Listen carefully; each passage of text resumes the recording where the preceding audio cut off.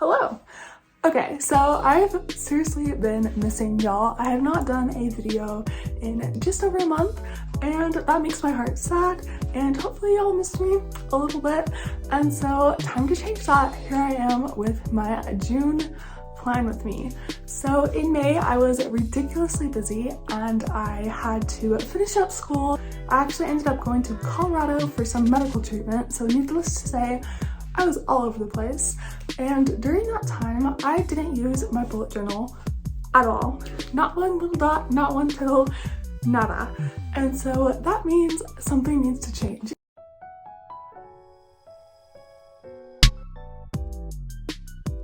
So as you can see, here I have my May set up, and just like I said, absolutely nothing got filled out, not even a weekly.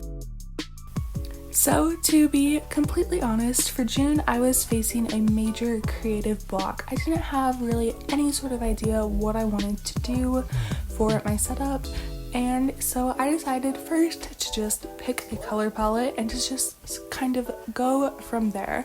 And so I wrote out June with these 4 colors. Again, that's a lot less colors than I usually use, and for this month I just decided to keep everything very simple, and my theme was very minimal, if there even really could be considered a theme at all.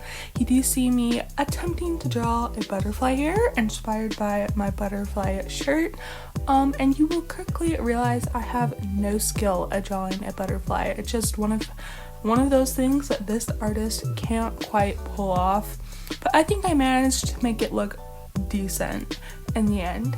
And so that was my cover page, and again, super simple, much more simple than most of the things that I've attempted in the past, but I'm happy with it. And now we are moving on to the calendar page.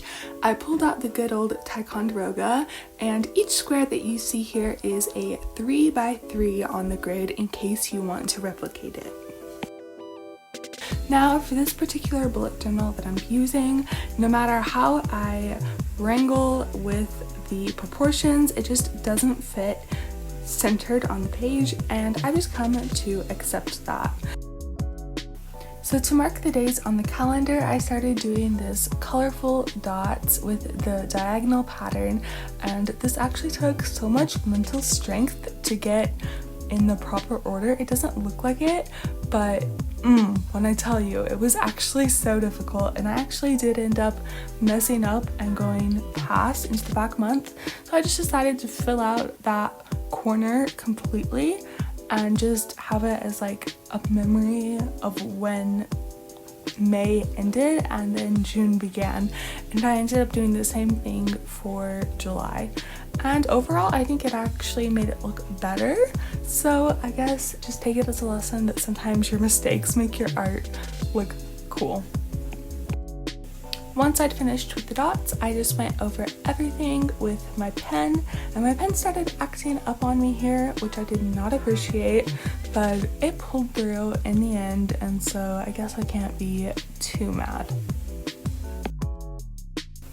Next up, I used my Tombow Fudenoski to write the days of the week on the beginning, which is why you saw me move down the calendar a row when I was sketching it out. And then I also wrote out June just in regular pen and added some washi tape for good measure that happened to match the colors exactly, and so that was really cool. That doesn't happen too often. And then I started numbering all of the dates on the calendar, which did take absolutely forever, but good news is I did not mess up this time. We all know sometimes that happens, and it is a very sad event when that does happen. So I was just peeking back at some of the things that I had previously done, and I decided to have a goals section and just a notes section, and that completes the first spread. And now we are going to be working on the habit tracker. Now the habit tracker was the main thing that I wanted to change for the setup because I didn't use it at all. I mean, I didn't use any of my May setup, but this habit tracker in particular was something that needed to change. And so what I decided to do is just sort of simplify all the habits that I wanted to do into groups.